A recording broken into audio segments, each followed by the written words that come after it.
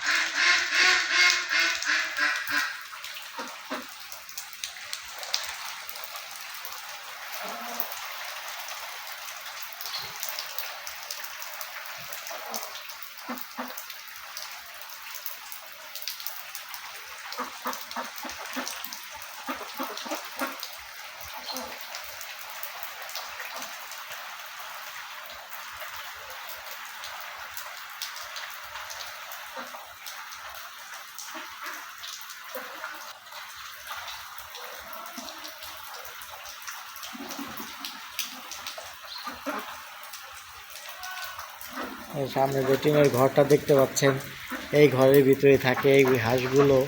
তারপরে কবুতর আছে, আমার মুরগি সব এই ঘরের ভিতরেই থাকে। এই ঘরের ভিতরে রাখি, ওদের আলাদা কোনো ঘর নাই। হাঁস মুরগি কবুতর সব এক ঘরেতেই থাকে।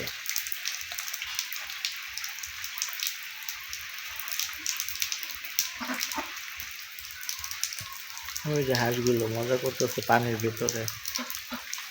এই যে